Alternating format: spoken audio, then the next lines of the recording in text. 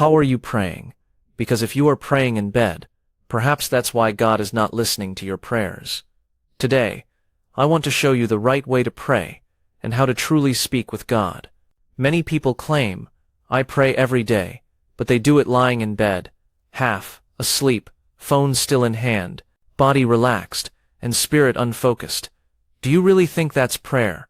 Do you believe that kind of praying can move heaven and earth? God isn't your social media buddy. He's not just your roommate. He is the Almighty God, the creator of all things. And if you're going to speak to him, you can't treat it like just any conversation. You must approach him with honor and reverence.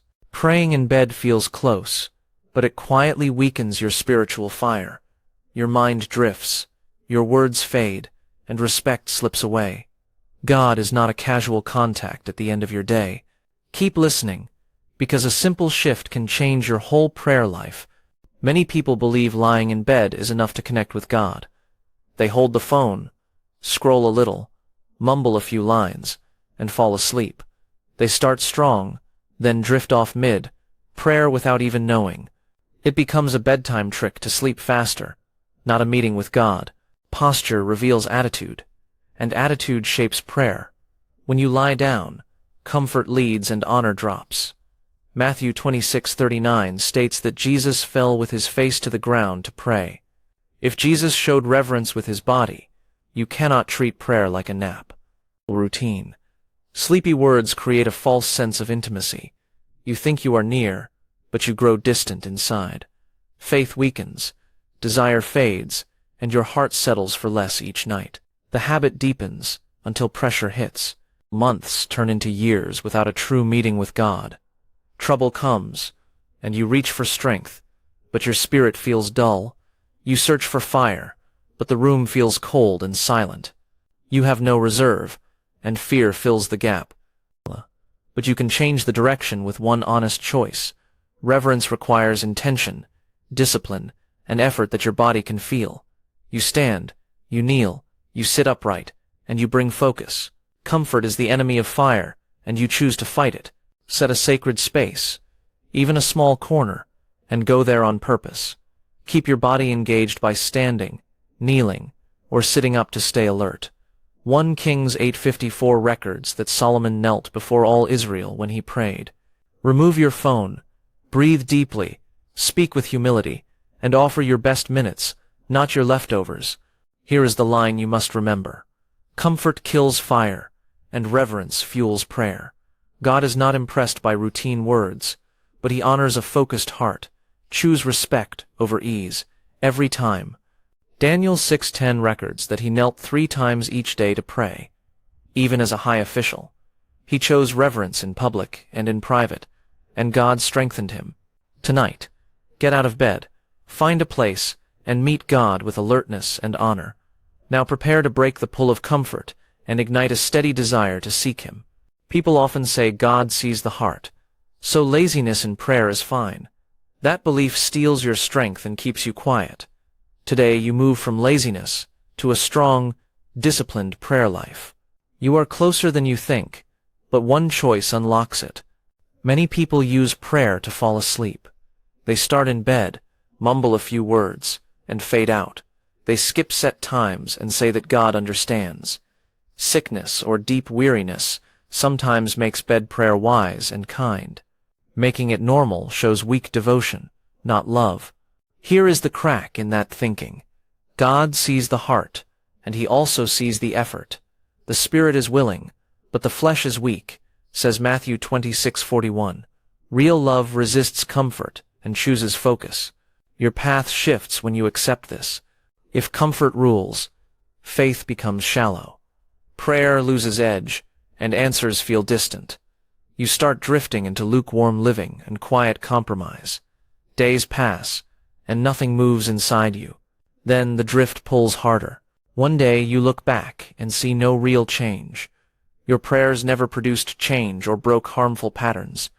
You used prayer as a bedtime aid, not serious work with God. The room is quiet, but your heart feels empty and dull. It hurts more than you expected. But there is a better way, and it starts now. True closeness with God needs energy, humility, and sacrifice. Offer your body to God as a living sacrifice, says Romans 12:1. You bring your time, your focus, and your will. That gift opens a new life of prayer. Choose a time when you are alert, often early or during a break. Go to a quiet place, close the door, and turn off devices. Pray to your Father in secret, says Matthew 6:6. Kneel, sit upright, or stand, and speak with clear, honest words. Let your voice and posture show respect and focus. Here is the edge you must hold. God does not want sleepy words. He wants a living sacrifice. Give him your best minutes, not what is left. Let your love look like effort, not excuses. This is your turning point. Many before you rose early, fasted, and knelt until their minds cleared. Awake, sleeper, and rise from the dead, says Ephesians 5:14. Stand up now, set a time, and guard it with simple rules. When you reclaim real zeal, something strong happens. Prayer stops being words and becomes daily life. You can pray anywhere, but not every place helps your soul listen. When you pray where you rest, your body takes over and your focus fades. A sacred prayer space breaks that pattern and lifts your attention. Here is where your prayer life starts to change for real. Most people pray on the move. You whisper a few words while walking or driving. You start a prayer, then pick up your phone and scroll.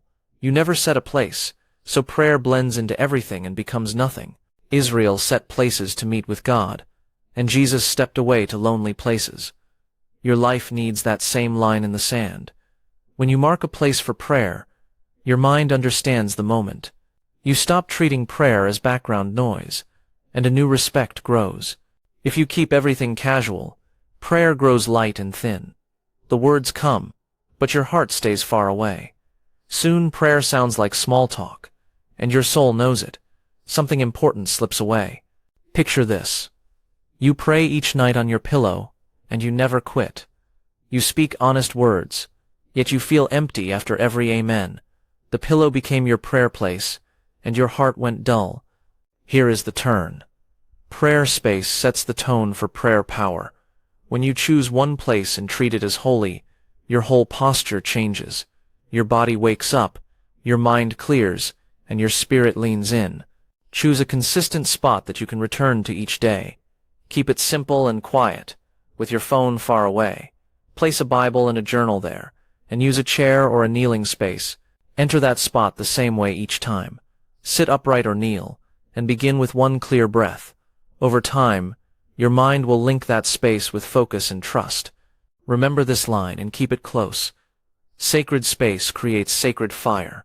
In plain words, a set, apart place builds focus, strength, and lasting desire. Jesus often withdrew to quiet places to pray. And the teaching is clear. Matthew 6:6 says, "Go into your room and shut the door and pray to your Father." Choose your spot today, clear it, and treat it with respect. Sit there, read one verse, and speak to God with a clear mind. But even with a space prepared, the struggle remains. You must push past weariness when your flesh begs for rest. Your spirit wants to pray, but your body wants to sleep every night. Jesus named this battle in the Garden of Gethsemane. He said, "The spirit is willing, but the flesh is weak." Matthew 26:41. You can overcome this weakness, and it starts in a surprising place. Many people think prayer can wait until after everything else. They try to pray last thing at night and drift away. They set no rhythm, and the day steals their focus. Respect fades, and guilt grows. This approach fails because your energy follows your order. When you give God the last minutes, you give your weakest self. Strength comes when you give him the first and best minutes. Discipline is the bridge between desire and power. If you ignore this, focus keeps slipping, and prayer stays weak. You feel guilt, promise change, then repeat the same cycle. Your mind grows dull, and battles hit harder. Then the crisis comes. In trouble, you try to pray, and last only 9 minutes. Tears come, but strength does not. You expected strength for hard fights, yet you cannot stay awake for 10. You know this cannot continue. But then you see a simple truth. You can train your body to serve your spirit. You can build habits that give God your best focus. Change starts small, and it starts today. Give God first. Fruits of energy with morning prayer. Wake up, wash your face, sit upright, and speak to God with focus. Choose a daily time that does not move, and keep it without excuses. Practice fasting to train desire, and stay watchful by cutting noise and screens. Here is the edge you must remember. A weak flesh cannot support a strong spirit. Your body follows your choices, and your spirit gains strength. Choose mastery over comfort. Decide who leads. In Gethsemane, the disciples slept while Jesus prayed in deep sorrow. Paul wrote, "I discipline my body and keep it under control." 1 Corinthians 9:27. Take action now. Set your morning prayer, add fasting, and stand watch over your mind. And once the flesh is mastered, prayer transforms. It stops being duty and becomes encounter. You can pray every day and still never meet God. Routine words can calm guilt, yet they do not create encounter. When prayer becomes encounter, everything changes inside you and around you. Here is how that shift begins, and how you can step into it. Many people treat prayer like an obligation. They rush through words and repeat empty phrases. They speak without expectation, and then move on with life. You may know this pattern well because it feels safe and quick. Prayer is not routine. Prayer is a meeting with the living God. This truth challenges old habits and quiet excuses. It invites you to slow down and expect a real response. When prayer stays lazy, faith becomes weak and lacks power. You keep going, but you do not grow. Desire fades, and hope feels small. Something has to break. Picture a person who prays for years but never changes. They never feel God's nearness, and doubt grows day by day. They stop expecting anything to happen and start going silent. In time, they start to think that prayer does not matter at all, but then a new thought rises inside you. Prayer is encounter, not routine, and God meets those who seek Him. You come with expectation, and you stay long enough to listen. You begin to notice peace, guidance, and courage that were missing before. Honor the meeting with simple choices that show respect and focus. Choose a set time and a quiet place, and keep your phone away. Read one verse. Thank God for one real thing. Speak honestly, then listen. Wait in silence for a few minutes. Write what helps you obey and love, then act. Here is the core truth you need to remember. Lazy words reach the ceiling. Fervent prayer reaches the throne. Treat prayer like a real meeting, and bring your full attention. Elijah prayed again and again for rain, and after a long drought, it came. James 5:16 says, "The fervent prayer of a righteous person avails much." Start today, expect God. Speak with honesty, listen with stillness, and obey quickly. When prayer becomes encounter, life changes by holy power, and new courage fills your day. This change will shape every choice you make next.